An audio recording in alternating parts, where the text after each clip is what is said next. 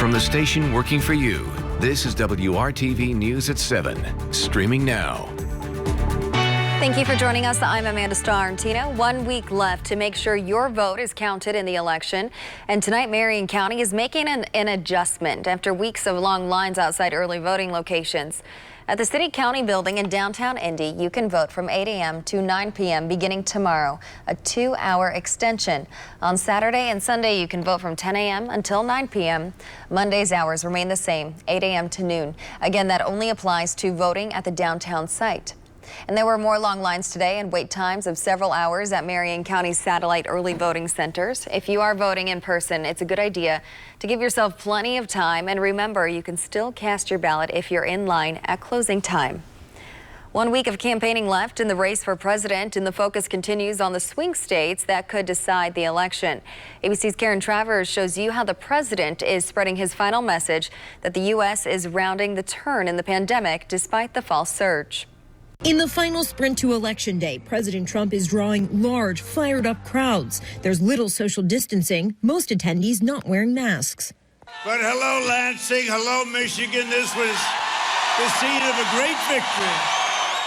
A key part of the president's closing message, ignore the coronavirus pandemic. Mr. Trump on Twitter Tuesday writing in all caps, all the fake news media wants to talk about is COVID, COVID, COVID. It's a message he pushed on the campaign trail Monday in Pennsylvania. We're rounding the turn. By the way, on November 4th, you won't be hearing so much about it.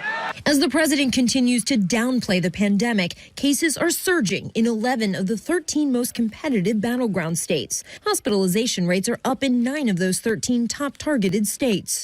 On the trail in Pennsylvania Monday, I asked President Trump. No, not at all. In fact, the opposite. Absolutely the opposite. We've done an incredible job. Other than the fake news wants to scare everybody, we are absolutely rounding the corner. Go ahead. Joe Biden continues to hammer the president, saying he's waved the white flag on fighting the virus. The bottom line is Donald Trump is the worst possible president, the worst possible person to try to lead us through this pandemic. The Biden campaign says it feels confident that this is a winning message. A recent ABC News Washington Post poll found Biden with a 17-point lead over President Trump when it came to who Americans trust to handle the pandemic. Karen Travers, ABC News, Washington. As coronavirus cases surge across the country, some areas are reinstating restrictions. The governor of Illinois announced a ban on indoor dining in Chicago beginning Friday. We'll find out tomorrow during Indiana's weekly COVID briefing whether there are any plans for additional restrictions here. Today, the State Department of Health reported another increase of more than 2,000 positive COVID cases. 51 Hoosiers died with COVID-19 between the 16th and yesterday, bringing the total to almost 4,000 since the pandemic began. And a rise in COVID-19 cases is forcing a change of plans for some school systems. Today, Pike Township schools announced that some students would be going back to virtual learning for at least part of their school week. Starting next Monday, all 3 of Pike Township's middle schools will revert to a hybrid schedule.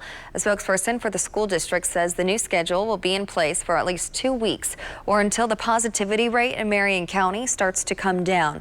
Pike High School will remain on its current hybrid schedule, while the township's elementary schools will continue full-time in-person learning for now.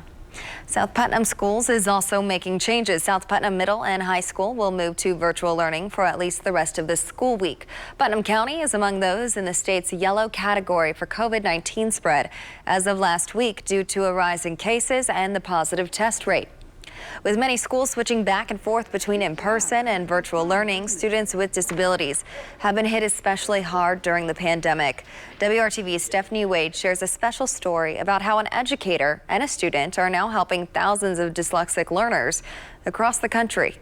As a mother of 2 dyslexic children, Nadine Gilkison has spent years looking for ways to help her kids learn better. I quickly discovered that there is very much an inequity. If you are someone who has the means, you can get private tutoring and so on for your children. And of course, the educator in me, I started rapidly thinking of, well, what about if you don't have those things? The Franklin Township Schools Technology Integration Supervisor, in charge of all e-learning, Gilkison wanted to make sure kids, especially from low-income and non-English speaking families, could access the tools and resources they needed while learning from home. I was trying to figure out how an app could be created, and a couple of the teachers in my district reached out and said, you need to talk to Braden Gogus. I actually started making apps while I was still in elementary school.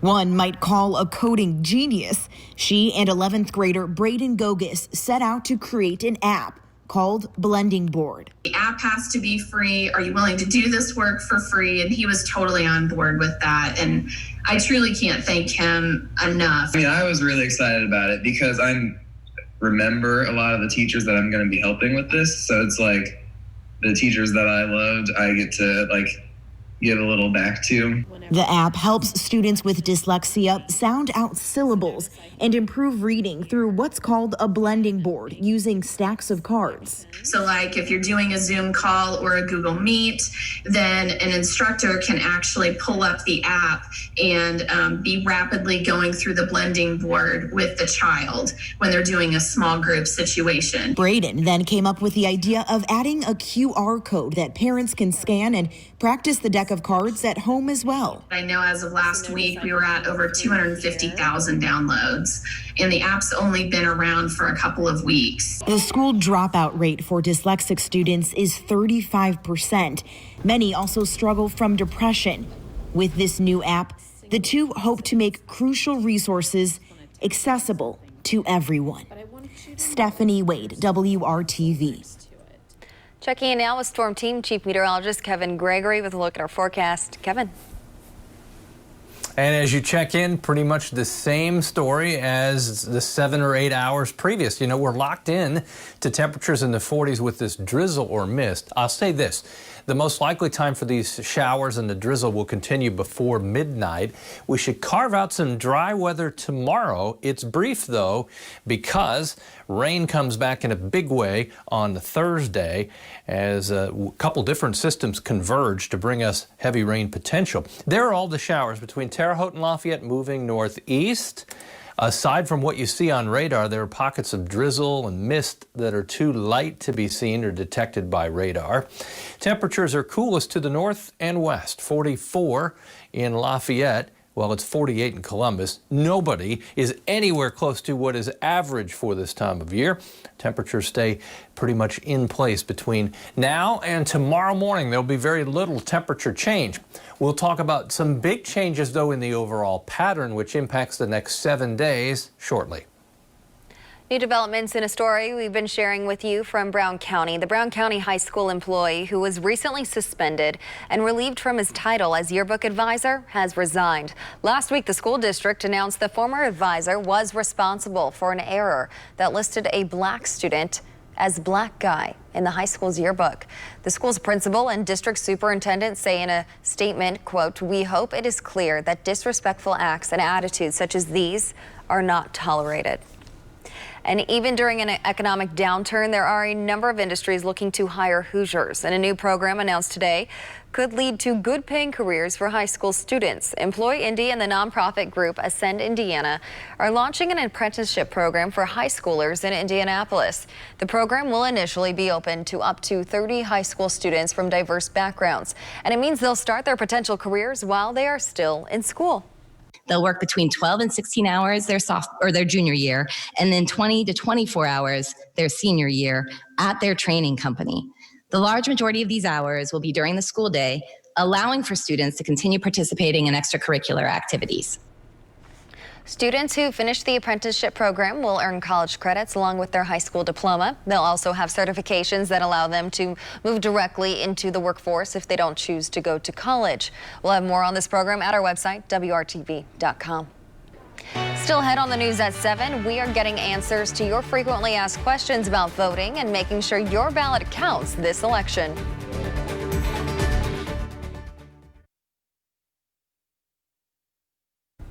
WRTV is working to make sure you are prepared when you head to the polls. We are getting answers to some of the most commonly asked questions when it comes to the process of voting. Megan Singh-Torm explains what you need to know to make your voice heard.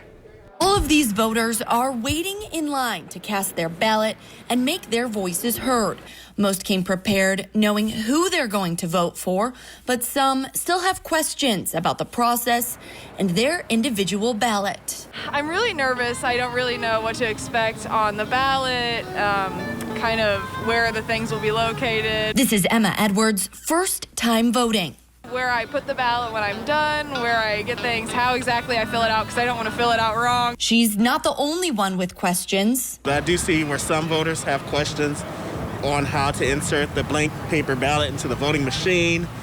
Some voters have questions on whether they should keep hitting next. They also have staff members on hand ready to answer any questions you might have, like are there rules on who you can vote for? You do not have to vote a straight party. Basically, a voter can vote however he or she wants.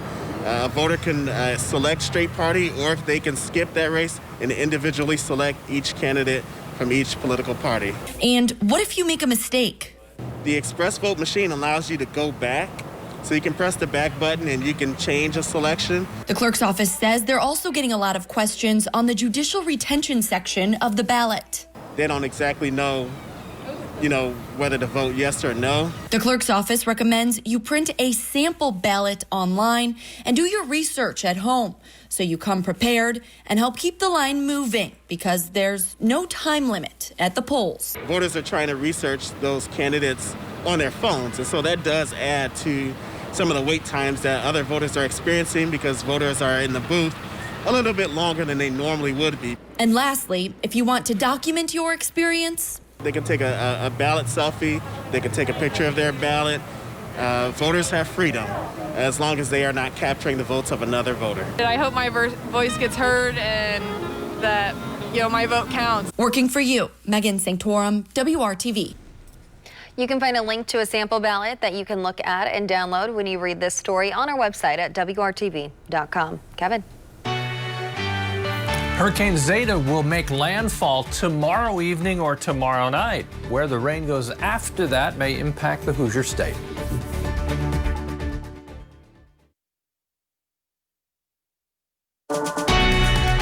From the station working for you, this is WRTV News at 7, streaming now. Health inspectors made some surprise stops at Florida theme parks this week to make sure they are complying with coronavirus guidelines. Disney's Magic Kingdom and SeaWorld got passing grades. The inspectors did see some guests not heeding the face mask rules, but park employees worked to enforce them. A smaller park called Fun Spot was listed as not compliant because some visitors ditched their masks during rides. The inspection results of the Universal Orlando parks are not yet available. Kevin. Well, you mentioned Orlando, Florida is just one of the few spots that actually has some mild temperatures as the cold air has taken a hunk out of most of the country. Rainfall has been front and center and continues to be the focus of the forecast at least into Thursday. Then after that we break out and we've got a dry stretch that will start again. 1 to 2 inch rainfall potential as we get through the day on Thursday. That starts overnight Wednesday night into Thursday morning and continues until Thursday evening. I want to show a couple different models trying to handle the precipitation potential, the amount of rain. North of Indy, 1/2 inch to 1 inch on this model. 1 to 2 inches basically from I-70 south. Then another forecast model pushes the heaviest rain south of, say, Bedford and Seymour. Still a widespread 1 to 2 inch rainfall, but 1/2 inch to the north. We'll see how that plays out. Of course, you can follow the action on your phone with our Storm Shield app. It is free. It's good any time of the year, winter weather or in the severe weather season. If you just want to have radar at your fingertips, it does that for you. As we look at the low cloud cover, at times the clouds were hanging out just a few hundred feet above your head as we've had fog and the drizzle. Temperatures have not changed much. Our high today, 47. Look at where Indy is now, 46. Temperatures during the day tomorrow, briefly warmer, but noticeably warmer. We'll hit 58 for the afternoon high.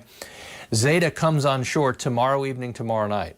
curves quickly to the north and east, so the center from the storm will stay well southeast. You'll see that show up here, cutting into Georgia, and then it will eventually get absorbed with another system coming in from the northwest. But look at the rain across Missouri, Illinois, and the Hoosier State.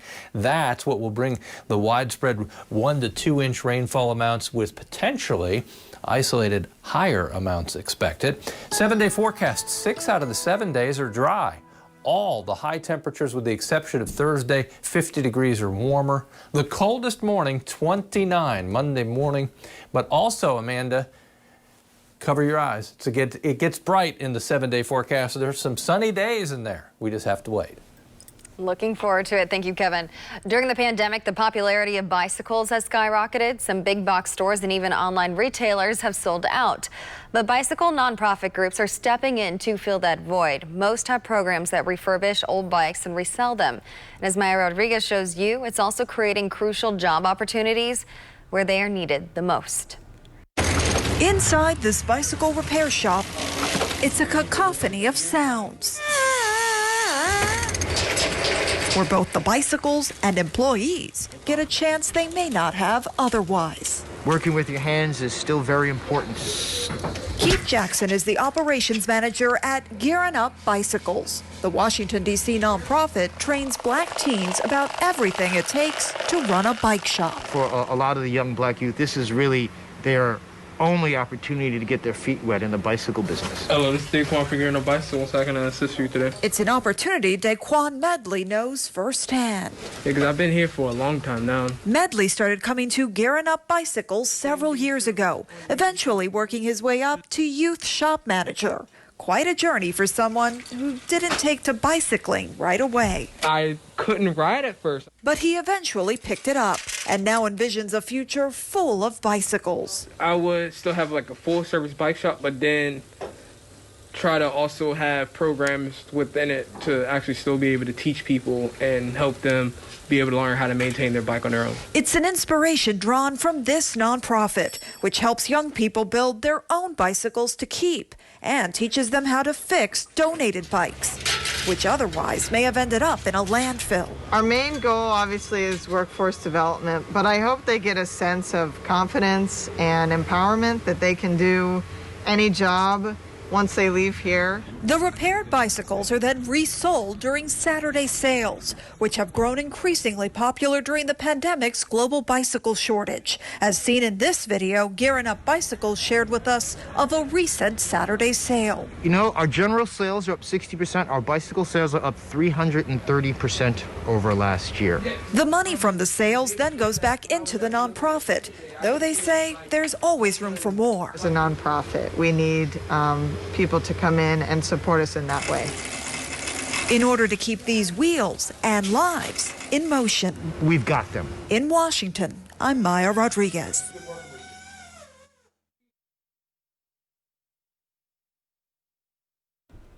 Hertz is trying to help you get to the polls this election season with a deal on rental cars. The company says you'll get a free day if you reserve a 2-day rental on November 2nd or Election Day, November 3rd. Hertz says this will make it easier for people to perform their civic duty. The promotion is available at Hertz neighborhood locations across the country. Other transportation companies are also running deals on Election Day. Both Uber and Lyft are offering discounted rides to the polls. Indigo is also offering free rides along with several local organizations. You can learn more at WRTV.com. Kevin. How about that? You can move quickly to the polls once you get there, screeching halt, and you're in line. 58 tomorrow. We have movement on the thermometer. That's our warmest temperature really in the 7-day forecast. Thursday, the wettest day. It's really the only day in the 7-day forecast that has rain. We could see 1 to 2 inches. We may also have wind gusts to 30 miles per hour. You combine that with a 48-degree temperature, and that's quite cool. Friday, drying out as we end the work week. Temperatures over the weekend, Amanda, will be in the 50s, and it will be dry. Don't forget, we set the clock back 1 hour Saturday night. Thank you for the reminder, Kevin, and thank you for making WRTV your choice for news. Our next newscast is tonight at 11.